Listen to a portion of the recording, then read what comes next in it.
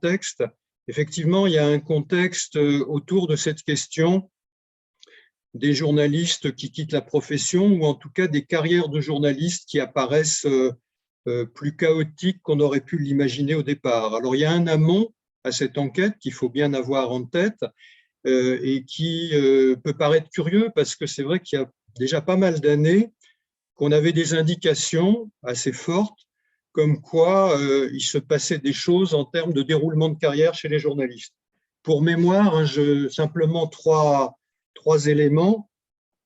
Le premier élément, il est assez ancien, ce sont les assises du journalisme, les premières assises du journalisme avec une enquête, je crois, faite par BVA et qui demandait aux journalistes qui répondaient comment de s'exprimer sur leur carrière. Et il y avait deux questions qui m'avaient surprise et qui concernaient effectivement est-ce qu'ils imaginaient terminer leur carrière dans le journalisme.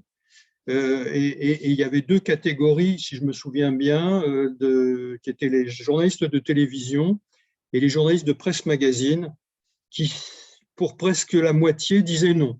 Donc ça avait déjà été un peu une alerte autour de cette question-là. Mais ce qui a surtout, je crois, été important et qui a un peu circulé pourtant dans la profession et qui a été aussi là relayé lors des assises du journalisme, notamment au moment du baromètre social que je présente tous les ans.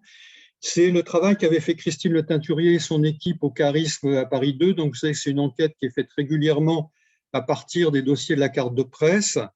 Et là, elle avait fait un calcul qui mettait en évidence que la durée moyenne d'une carrière de journaliste était désormais de 15 ans. Ce qui paraît effectivement assez court, surtout pour une profession pour laquelle il faut beaucoup s'investir pour y accéder, qui demande beaucoup de motivation. Et donc, pourquoi ces départs prématurés? Et puis, il y a toujours de la part de la même équipe, mais dans un autre contexte, ça devait être en 2018, l'Observatoire des métiers de la presse avait demandé donc au Charisme également de retravailler sur les dossiers de la carte de presse. Et là, ils avaient sorti un chiffre, plein de choses évidemment, mais il y a un chiffre moi, qui là encore m'avait frappé. 40% des nouvelles cartes de presse avaient quitté la profession au bout de 7 ans. Donc là, on a un phénomène autour du départ de la profession, mais du départ des jeunes journalistes y compris. Donc là, pour mémoire, la personne qui s'occupait de cette enquête était Samuel Bourron, qui coordonnait l'équipe. Donc voilà, si vous voulez, c'était un peu l'amont. Et une fois de plus, je me souviens avoir présenté un petit peu cette question-là dans le cadre du baromètre social des assises. Mais évidemment, il y a eu le contexte du Covid et notamment un certain nombre de discussions sur les réseaux sociaux qui mettaient en évidence que beaucoup de gens s'interrogeaient sur la poursuite de leur profession. Et c'est comme ça qu'on a eu l'idée d'en faire un sujet. Ça intervenait à un moment où on pouvait se permettre de modifier complètement notre plan de travail. Et donc, on a demandé à ces personnes si elles étaient prêtes à nous accompagner dans un processus d'enquête, soit en face à face, soit avec d'autres dispositifs si c'était nécessaire. Et donc là, on a une 60aine de personnes qui se sont présentées comme étant candidates. Bon, on a essayé de trouver quelques critères et on a, comme l'a dit tout à l'heure Paul, on est arrivé à 55 personnes que l'on a interviewées. Donc ça, c'est le panel de base.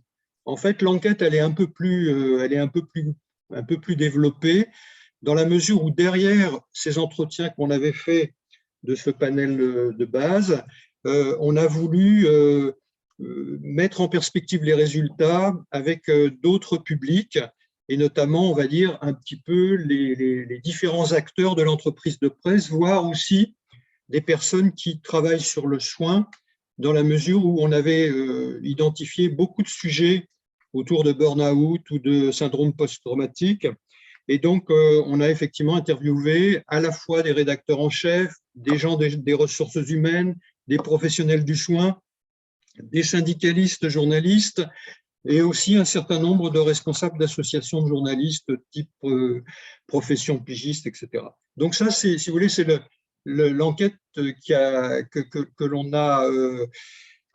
l'on a utilisée pour faire ce livre. Et le livre, très clairement, hein, pour être transparent, ce n'était pas tellement notre projet de départ, mais on a décidé à un moment donné je dirais de faire un petit point d'arrêt avec l'écriture de ce livre et la diffusion de ce livre, parce que la partie de l'enquête que j'évoquais, qui consistait à s'adresser à un certain nombre d'acteurs des entreprises, notamment les services de RH, voire des hiérarchies rédactionnelles, souvent nous confrontait à un phénomène de déni. C'est-à-dire que les gens nous relativisaient nos résultats, voire les contestaient en grande partie. Donc, ça nous a paru compliqué que sur un sujet tel que celui-là, on ne prenne pas le temps de donner tous les éléments, je dirais, un petit peu auxquels on avait accédé pour en faire un sujet de discussion. Et si vous voulez, là, on est typiquement dans ce que nous recherchions, c'est-à-dire que le livre, effectivement, il a, je suppose, été acheté par un certain nombre de personnes, mais il donne l'occasion d'un certain nombre de débats, notamment dans les clubs de la presse. Hein, on a eu notamment à Lille, dans la Drôme, à Strasbourg, à Rouen, enfin dans différents endroits, au Presse Club de Paris, etc. Déjà ce type de rencontre, de la même manière qu'on a aussi parlé de cette enquête l'Assise du journalisme, avec une discussion qui avait été assez intéressante. Donc, mais l'enquête se continue, et notamment on a identifié des sujets qui nous paraissaient, qui ont été un peu des surprises pour nous, qui nous apparaissent des sujets particulièrement préoccupants. Et là, en ce moment, je poursuis l'enquête en direction des jeunes. Et donc là, j'ai renforcé, si vous voulez, dans l'enquête initiale, il y avait une vingtaine de jeunes. Et là, j'ai rajouté donc un certain nombre d'entretiens. J'ai relancé aussi les entretiens auprès de ces personnes qu'on avait déjà interviewées, de telle manière à approfondir certains sujets. Et pourquoi avoir mis la priorité sur les jeunes? Y compris parce que pour ceux qui suivent un peu ce qui se passe aussi dans un certain nombre de lieux collectifs, notamment la Conférence nationale des métiers du journalisme, hein, qui regroupe les écoles de journalisme, s'est donné cette année, donc en mai, un rendez-vous autour effectivement de la question des jeunes. En gros, si vous voulez, le problème du décalage entre les attentes des rédactions à l'égard des jeunes et les attentes des jeunes à l'égard des rédactions. Et donc, moi, j'aurai effectivement, là, à ce moment-là, l'occasion de présenter cette enquête. Voilà un peu, si vous voulez, le contexte. La méthodologie, c'est du qualitatif. Ce sont des entretiens dans la durée, qui ont pu prendre la forme d'entretien en face à face et qui continuent à prendre la forme d'entretien face à face. Mais la pandémie et les confinements nous ont obligés à changer de méthodologie. Et donc, on a testé une formule qui finalement marche assez bien, qui consiste dans des échanges de mails qui vont durer sur des semaines entières avec les personnes en question, en les questionnant, eux-mêmes répondant, en les relançant, en leur demandant des précisions. Ce qui a eu un gros avantage, c'est que nous avons une représentation géographique extrêmement large. Toute la France, pratiquement, en termes de journalisme, a répondu, et y compris les ultramarins, ce qui aurait certainement été un peu compliqué dans une enquête traditionnelle, où en face à face, on aurait été évidemment confronté à des contraintes de lieu, voire de temps. Voilà un petit peu, si vous voulez, alors je ne sais pas si vous voulez reprendre le relais, si je vous donne un certain nombre de résultats. Voilà. Oui, merci pour ces premières explications, Jean-Marie Charron. Vous nous entendez cette fois? Très bien, très bien. Ok, très bien, merci. Donc vous l'avez expliqué déjà, c'est une enquête qualitative, hein, et elle a montré plusieurs choses, même si c'est un nombre d'enquêtés restreint, hein, 55 journalistes qui vous ont répondu spontanément. Ça révèle des phénomènes intéressants sur les journalistes et sur les médias, parce que vous êtes sociologue CNRS, et attendez, je clique au bon endroit en même temps. Tac, voilà. Vous connaissez bien ce champ d'études. Ah, ça y est, je crois que vous nous voyez. Oui. Tiens, Paul, tiens peut-être vers moi. Je crois qu'on est en décalage. Ce livre, Paul l'a présenté tout à l'heure. C'est vrai que il se lit très bien, et puis c'est un constat un peu terrible en fait sur ces 55 journalistes qui ont décidé de quitter la profession ou qui sont en train de la quitter. Vous allez peut-être nous expliquer dans un instant vers où ils sont allés, mais peut-être on peut poursuivre, Paul, à nous expliquer. Ce sont notamment des jeunes, vous l'avez dit. ce sont aussi des femmes de plus de 40 ans et aussi quelques personnes de plus de 50 ans. Et il y a trois grandes raisons pour lesquelles il y a ce désenchantement. C'est ça. Oui, alors si vous voulez, je crois que si on s'interroge, comme vous l'avez dit, il y a trois types de publics, hein. Il n'y a pas un profil type des personnes qui quittent, mais il y a vraiment trois types de situations, plus effectivement la question que vous évoquiez, pourquoi une surreprésentation des femmes? Alors c'est vrai que dans du qualitatif, et surtout avec le mode de recrutement, c'est-à-dire par les personnes qui se sont portées candidates, on peut très bien avoir des biais. Et nous, dans notre enquête, on a effectivement 2 personnes sur 3 qui sont des femmes. Il est bien, et là, ça pose la question d'enquête quantitative avec des critères beaucoup plus précis en termes de représentativité et qui devraient nous permettre de vérifier si cette information est bonne ou si elle est à relativiser. Je pense d'ailleurs, et c'est un peu un des acquis aussi d'avoir publié un livre, je pense que nous allons obtenir déjà des premiers éléments quantitatifs parce que j'ai réussi à peu près à convaincre le SNJ. Vous savez comment d'une étude qui s'appelle du cabinet Technologia, une grosse étude quantitative qui est faite, je crois, tous les 2 ans. Et cette année, ils relancent cette enquête et ils vont effectivement intégrer un sous-panel qui sera un sous-panel de journalistes ayant quitté la profession. Donc là, ça nous permettra davantage d'obtenir des éléments quantitatifs. Au passage, je sais que la culture journalistique et la culture probablement des sociologues de recherche n'est pas tout à fait la même, mais 55 entretiens qualitatifs, c'est pas marginal du tout. Hein, c'est plutôt un gros échantillon pour une enquête qualitative. Juste pour dire ça. Donc, Pardon, si vous voulez, comment? Pardon, je voulais vous dire que au sein du Club de la presse de Bretagne, nous avons discuté notamment avec plusieurs pigistes et un certain nombre se retrouvent complètement derrière le mot de désenchantement, c'est-à-dire le décalage entre le métier rêvé et le métier exercé, ce qui renvoie à la mutation des médias que vous avez décrite par ailleurs. Oui. Une question. Depuis 3 mois, en gros, vous avez participé à plusieurs débats. Est-ce qu'il vous revient une parole contraire, c'est-à-dire de dire, certes, vous avez raison, mais moi, ce que je vis ne correspond pas à ce que vous décrivez? Écoutez, ce qui est ressorti plutôt vous avez raison, hein, ce qui est ressorti de ces rencontres, et notamment il y a une expression qui est revenue notamment lors du Club de la presse de Montpellier, c'est l'effet canari, c'est-à-dire le fait, en gros, ceux qui partent, en fait, vous savez, les canaris, je crois, c'était des oiseaux donc on mettait dans les mines, et quand il y avait un problème de gaz en surnombre et qui nécessitait de quitter la mine, les canaris commençaient par mourir. C'était les premiers touchés par le phénomène. Donc là, il y a une image.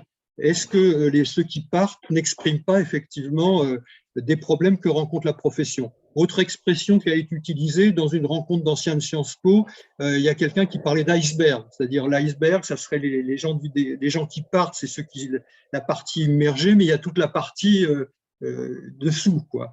Donc effectivement, moi, ce qui m'a beaucoup frappé dans toutes les rencontres, c'est plutôt le fait que bien sûr, là, les gens ne sont pas forcément prêts à partir, même certains considèrent que ce n'est pas une bonne idée de partir, mais en revanche, l'essentiel du constat n'est pas tellement remis en question.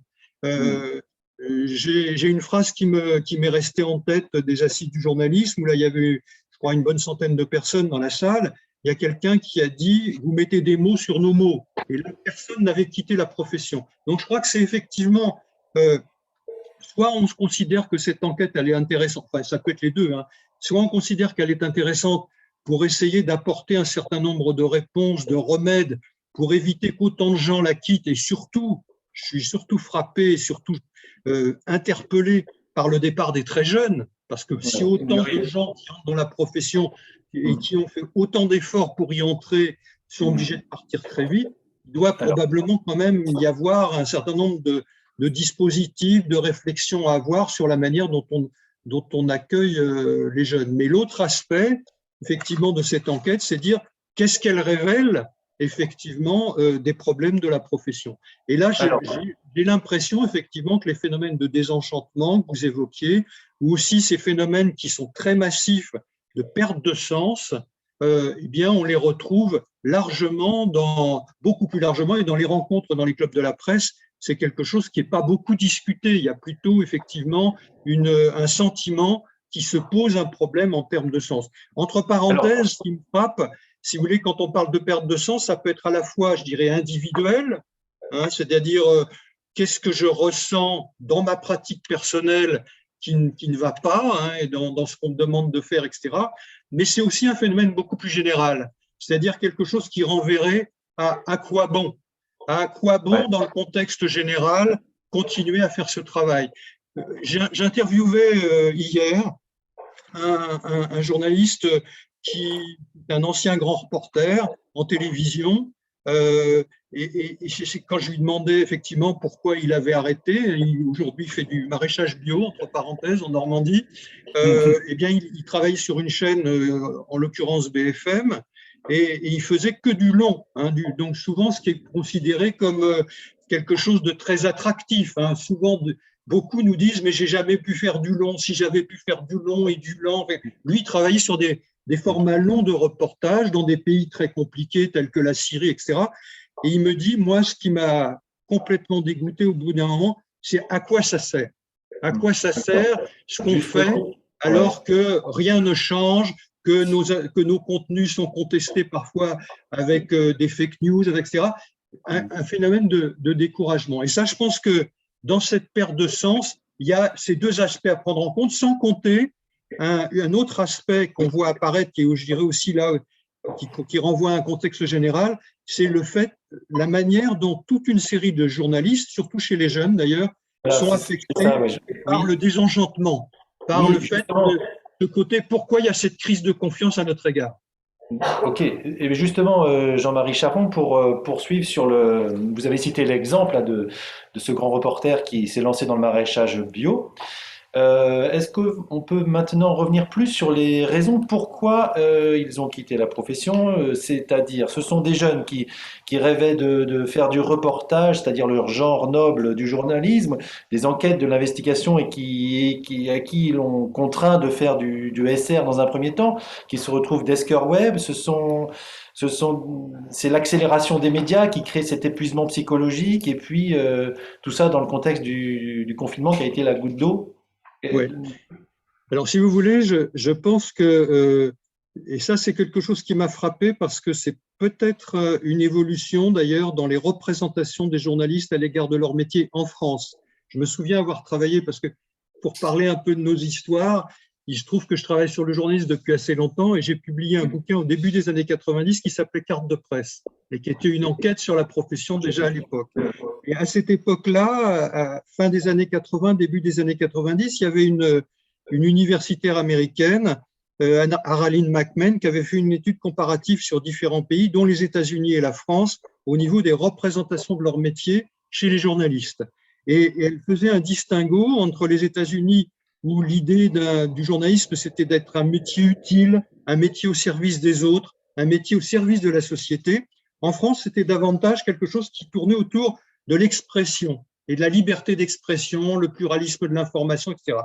Et là, ce qui me frappe beaucoup, c'est en tout cas chez ceux qui partent, alors il faudrait voir si c'est là qu'on a un besoin effectivement de recul autour de l'ensemble de la profession, mais chez ceux qui partent, le désenchantement, il est par rapport à un métier utile. Ils parlent tous d'un métier utile, d'un métier au service de la société, d'un métier au service des autres, et ils sont désenchantés, ils ont le sentiment de cette perte de sens qu'on a évoquée, parce qu'ils ne retrouvent pas dans leur activité, effectivement, cette utilité, ce service des autres.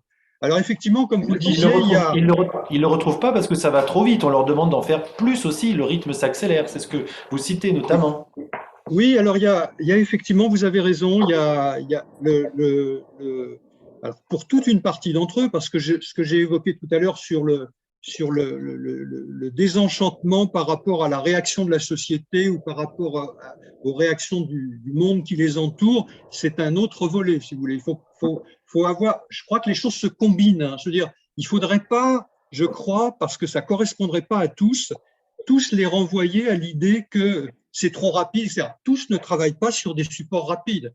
Il y a un certain nombre des personnes que nous on a interviewées. Vous évoquiez tout à l'heure le fait que la Bretagne allait jusqu'à Nantes.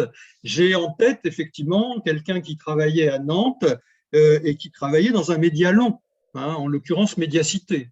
Donc vous voyez, on n'est pas forcément toujours dans du rapide et dans du superficiel. Mais c'est vrai que dans les aspects qui sont dans les arguments qui vont intervenir, on a plutôt, alors premier aspect, notre travail n'est pas intéressant, ce que nous produisons n'est pas intéressant, donc ça c'est un premier type de registre avec un sentiment de superficialité, manque de valeur ajoutée, les choses faites trop vite en manquant de moyens. Donc ça, si vous voulez, c'est effectivement toute une partie de ceux qui partent sont très, je dirais, invoquent ça, y compris avec des choses assez graves chez certaines femmes, notamment, qui évoquent je ne sais pas pourquoi les femmes sont particulièrement vigilantes là-dessus, mais des problèmes de déontologie, des problèmes d'éthique. Autrement dit, non seulement on n'est pas utile, mais parfois on est toxique, ce qui est quand même autre chose.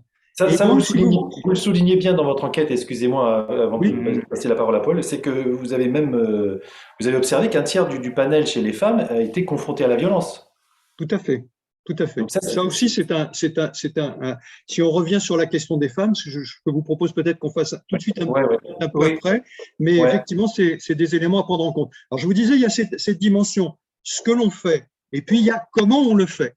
Et là, effectivement, il y a beaucoup des choses qui tournent autour de l'intensité du travail, autour de l'accélération, la fragmentation aussi, par exemple dans l'audiovisuel, quelque chose qui va revenir beaucoup, c'est l'idée que précédemment, ou en tout cas c'est ce qu'on imaginait dans la profession, on se voyait reporter et porter toute une partie, chercher l'information, l'analyser, la mettre en image, la mettre à l'antenne, et tout ça est complètement fragmenté aujourd'hui, notamment dans les chaînes d'information continue.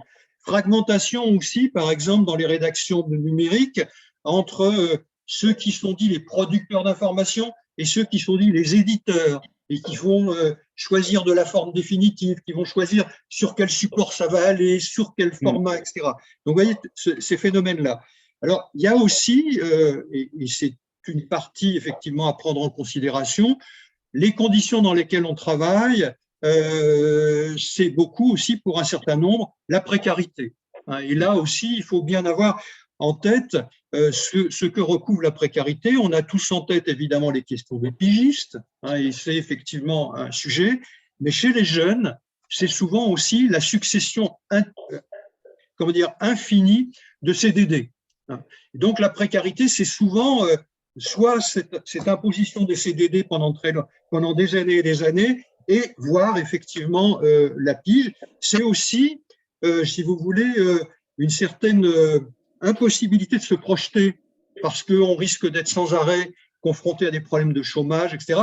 Et nous, effectivement, on a rencontré, voire se retrouver confronté à des problèmes de ne même pas pouvoir garder sa carte de presse parce qu'on va vous imposer l'auto-entrepreneuriat, ou dans l'audiovisuel, on va vous imposer un statut d'intermittent du spectacle, ce qu'on appelle les CDD. Donc, vous voyez, tout un tas de situations comme celle-là.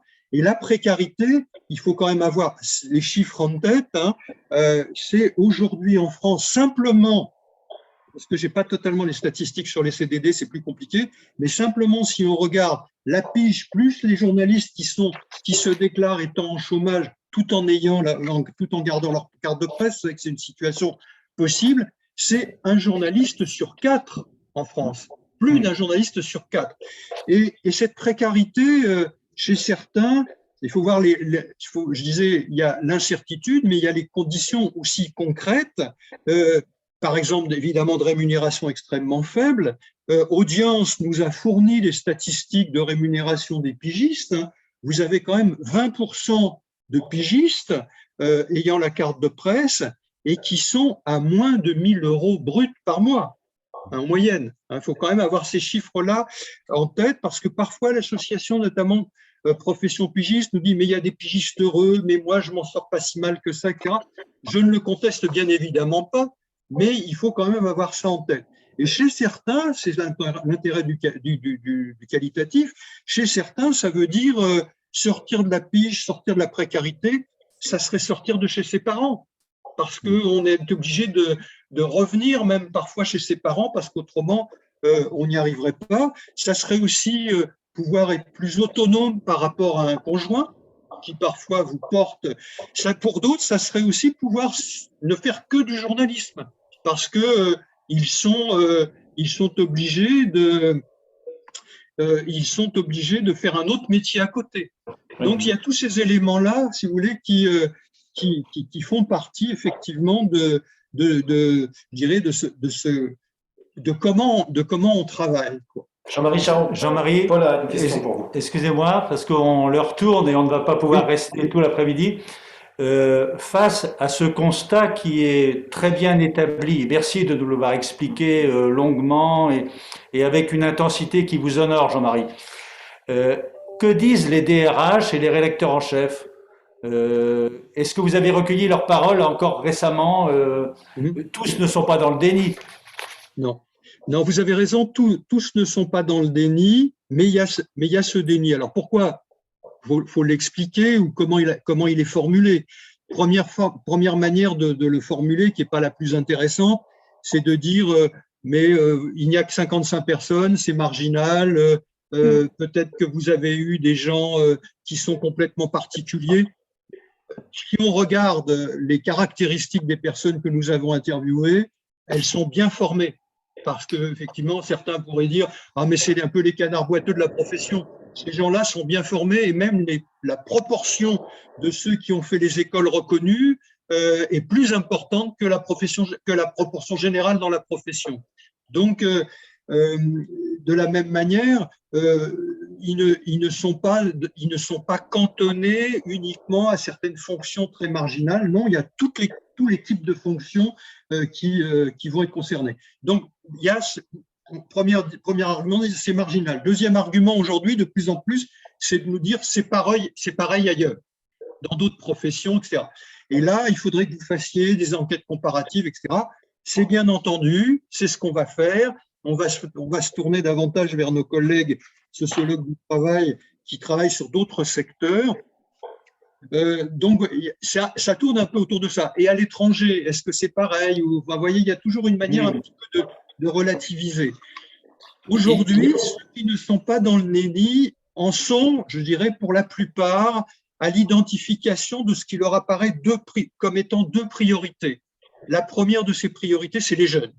Là, incontestablement, dans un certain nombre d'entreprises, il y a la prise de conscience qu'il se passe quelque chose de compliqué avec ces jeunes qui repartent prématurément.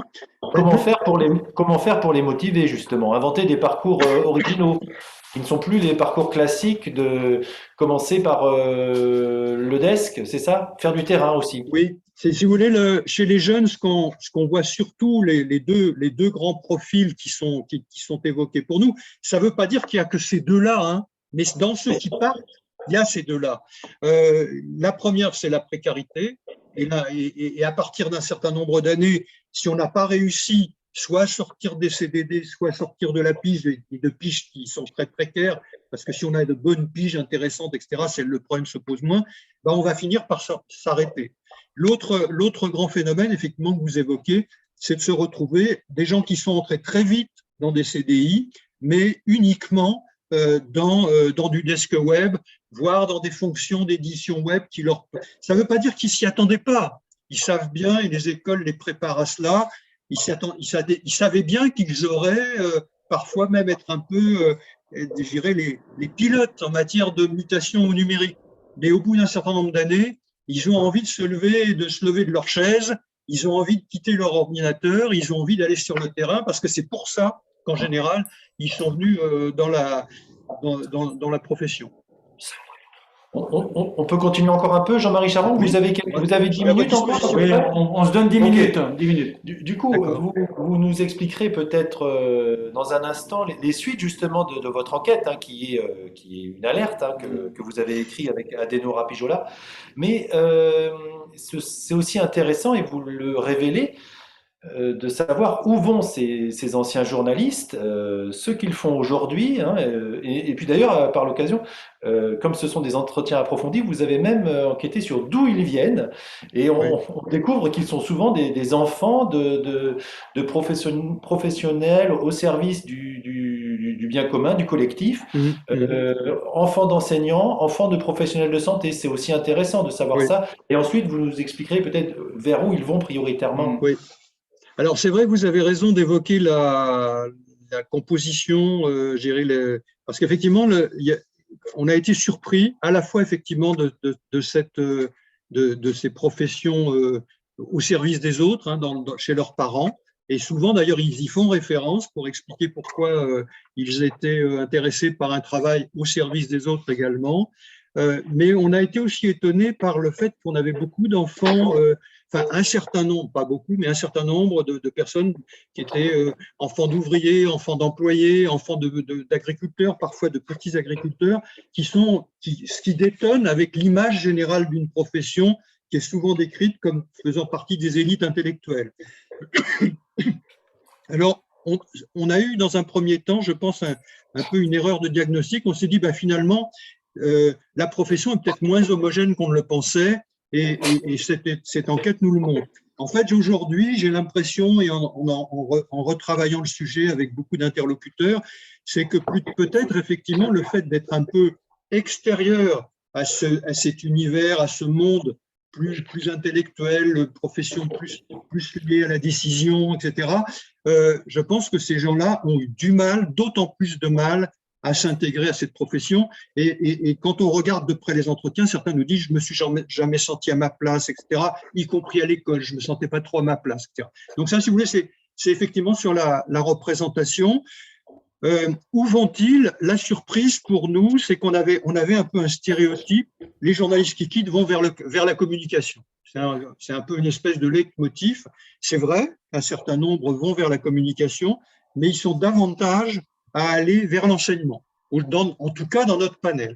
Ce qui peut s'expliquer par ce côté, effectivement, recherche de sens, service des autres, en tout cas c'est ce qu'ils nous disent lorsqu'ils expliquent que ça les satisfait, c'est parce qu'ils ont l'impression de retrouver du sens et de se retrouver au service des autres. Probablement, ça s'explique aussi par ce que j'ai dit tout à l'heure sur leur niveau de formation. Étant très bien formés, ayant une bonne formation supérieure, parfois en amont du journalisme, dans différents domaines, ça peut être la littérature, ça peut être les sciences sociales, etc., ils ont donc d'autant plus de facilité à se reconvertir vers l'enseignement. Donc ça, c'est. Puis il y a un certain nombre de professions, je dirais un peu marginales, enfin pas marginales, périphériques, qui sont devenues périphériques du journalisme. On vous demande de plus en plus, quand vous êtes journaliste, de travailler sur le numérique. On vous demande de plus en plus de travailler en lien avec les services marketing, enfin des éléments comme ça. Et de fait, on en a un certain nombre qui vont vers le numérique, mais dans d'autres métiers du numérique, et d'autres qui vont vers le marketing, qui viennent des professionnels du marketing. Et puis alors, ce qui est intéressant, et ça c'est plutôt chez les jeunes, c'est de voir qu'un certain nombre nous disent on veut aller vers quelque chose d'utile et vers le monde d'après. Et d'où le fait qu'on ait un certain nombre de professions qui peuvent paraître assez lointaines.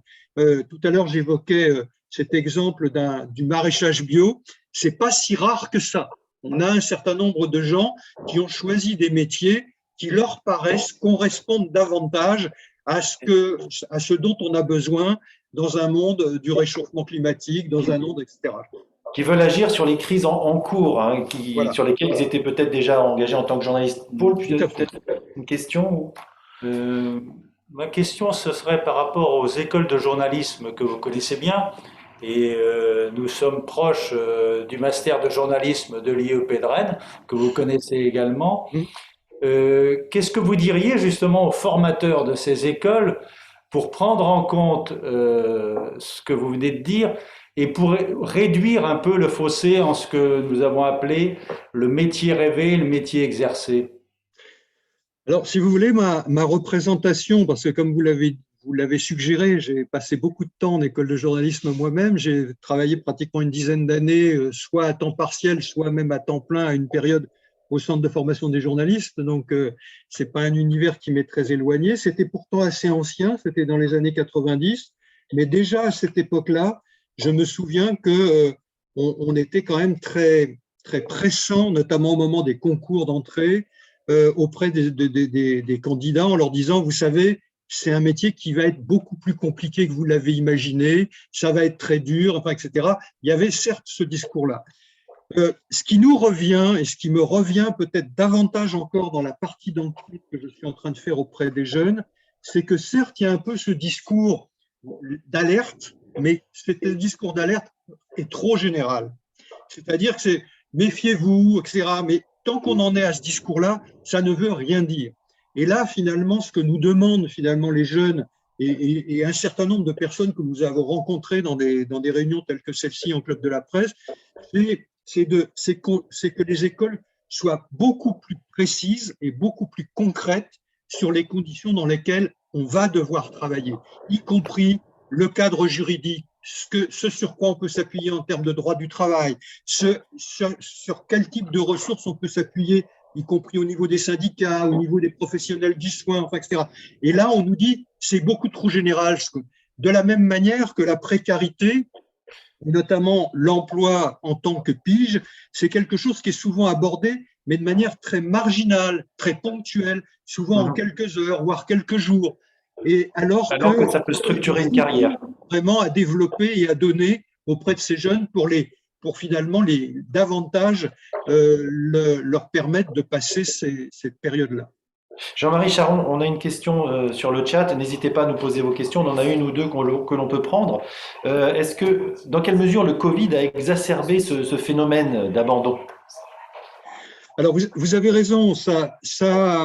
Alors, ça a été moins massif. C'était même la question, je dirais, qui m'avait été posée aux assises du journaliste derrière cette enquête en me disant, viens nous voir, viens nous dire ce qui s'est passé avec le Covid.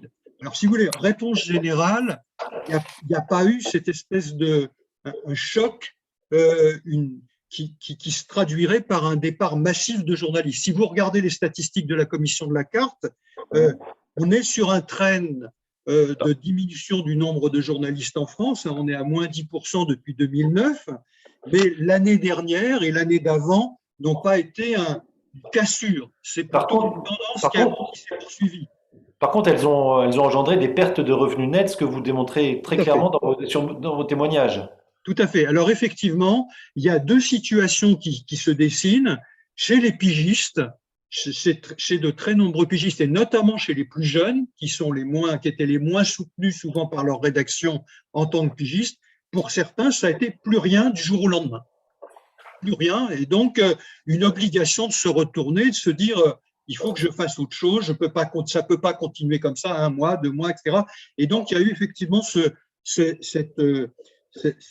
tournant et parfois aussi cette idée de réfléchir du coup à son métier, pas simplement qu'on n'avait plus les moyens d'en vivre, mais est-ce que ça vaut vraiment la peine, quoi. Et puis, il y a l'autre aspect, chez des gens qui, eux, avaient la chance de se retrouver en chômage partiel, donc rémunérés, mais n'ayant pas vraiment beaucoup d'activité parce que leur rédaction ne les employait pas beaucoup.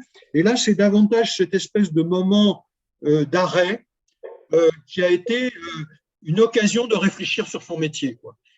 Certains nous disant, mais vous savez, quand on est pris dans le fil de notre métier, on n'a pas le temps d'y réfléchir.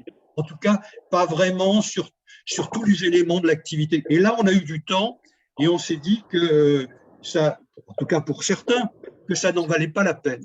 Et là encore, ça rejoint, je vais terminer là-dessus, ça rejoint votre commentaire général.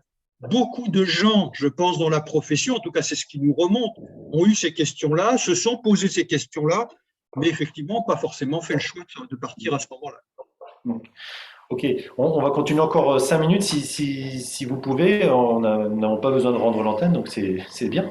Alors vous parlez d'arrêt, vous avez cité le mot arrêt, mais tout n'est pas toujours fini, hein, et tout n'est pas noir déjà. Parfois c'est très bien d'évoluer.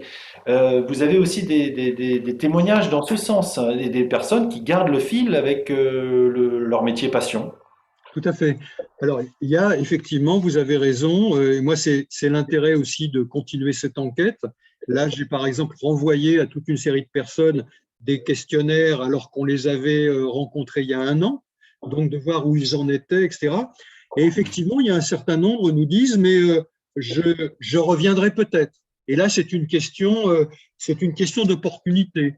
Cas typique, une personne qui a longtemps été éditeur web, etc., et qui n'en pouvait plus, qui a fini par opter pour la communication, qui est à Marseille, et qui me dit si Mars Actu me fait une proposition, j'y vais tout de suite. Vous voyez, donc ça, c'est typiquement un choix par rapport à un type de journalisme, un type de contexte d'entreprise, etc. Donc, c'est le premier aspect. Je pourrais très bien y revenir. Deuxième aspect, je garde un lien. Je garde quelques piges. J'ai un projet de bouquin, ou je suis en train de faire un bouquin, ou j'ai un documentaire que je suis en train de faire de mon côté, etc. Ça, c'est effectivement une autre manière de garder un lien. Plus généralement, si vous voulez, personne n'est heureux d'avoir quitté cette profession.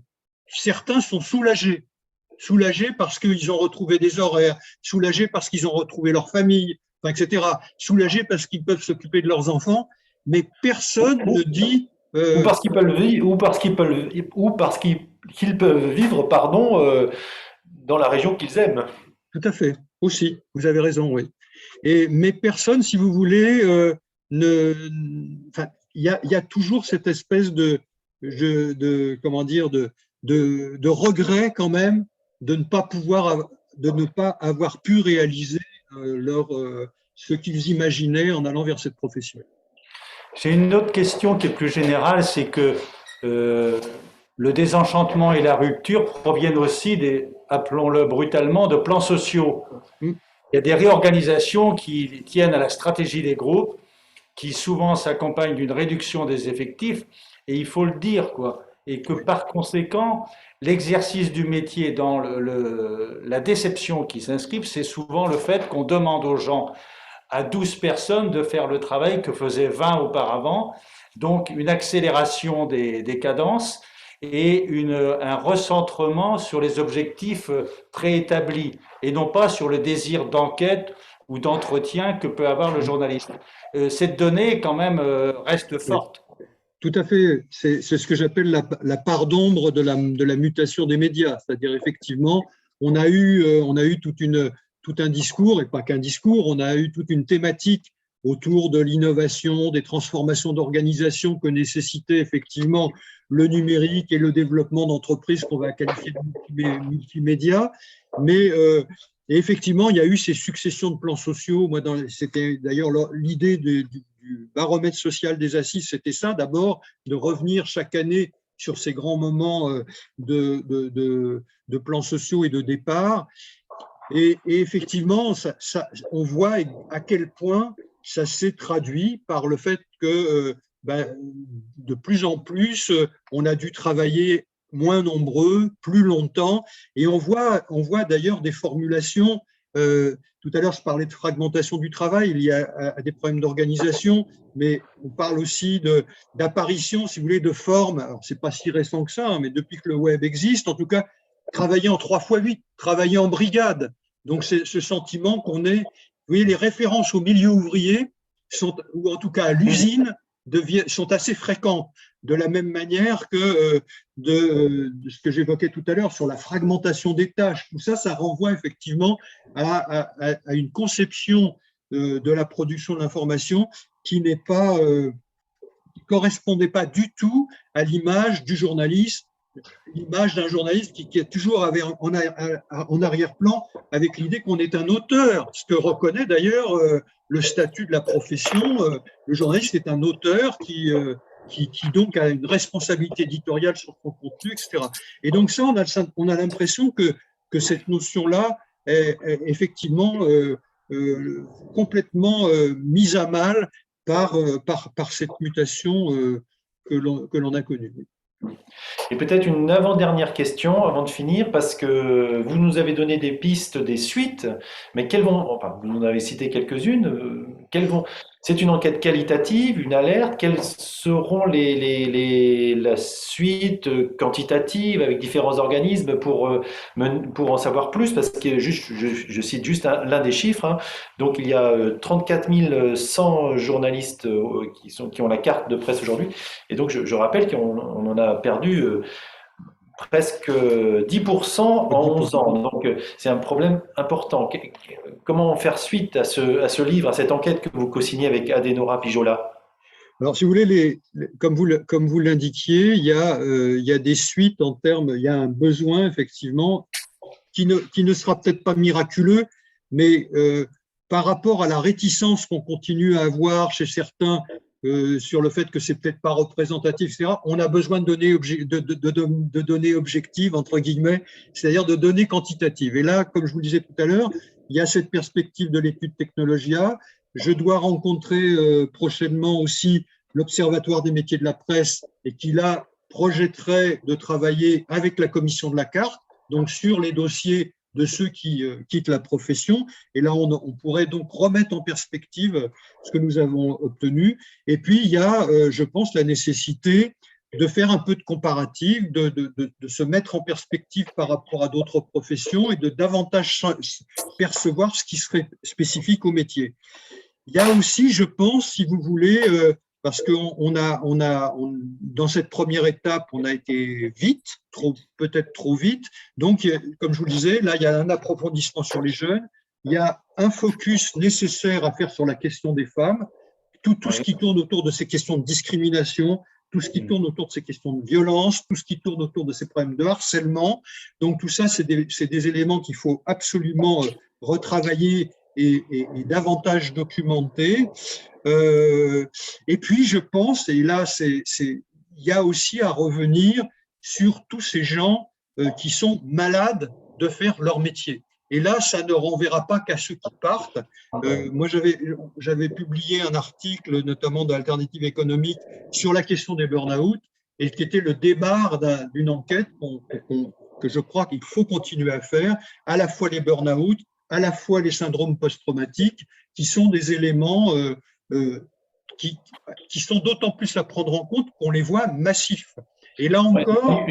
Une quinzaine de vos témoignages, une quinzaine de personnes sur votre panel de 55 a connu le burn-out. Oui. Et là, si vous voulez, les échanges que j'ai pu avoir au moment de cette enquête sur le burn-out, y compris avec de grandes structures comme Radio France ou France Télévisions, montre que dans ces entreprises-là, on peut identifier effectivement, par exemple à Radio France, il y a une enquête sur les risques psychosociaux qui a été développée et dont on devrait avoir les résultats, qui met en évidence effectivement des situations problématiques qui parfois et souvent même s'articulent avec ces problèmes de discrimination et de harcèlement lorsqu'il s'agit du burn-out chez les femmes notamment. Okay. On m'a transmis une autre question, Jean-Marie Charon, c'est est-ce que le phénomène de concentration des médias, qui fait l'objet d'une commission sénatoriale, est-ce qu'il pourrait encore contribuer à la mutation que vous évoquez? Alors, écoutez, par un autre angle.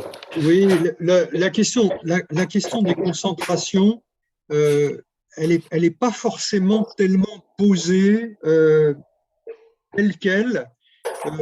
En tout cas directement. Ce qui vient et qui a un lien avec les problèmes de concentration, c'est le sentiment qu'on appartient à des entreprises qui ne sont plus que des pions que s'échangent les grands groupes.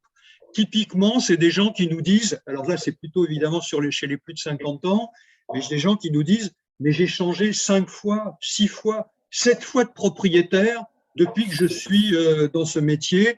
Et à chaque fois, c'était de nouvelles règles du jeu, des nouveaux modèles d'organisation, de nouvelles exigences, etc. C'est surtout à ce niveau-là, dans cette espèce de fragilisation du rapport entre son métier, ce que l'on fait et l'entreprise dans laquelle on est, où intervient effectivement ces phénomènes de changement de propriété qui sont effectivement souvent l'arrière-plan de la concentration.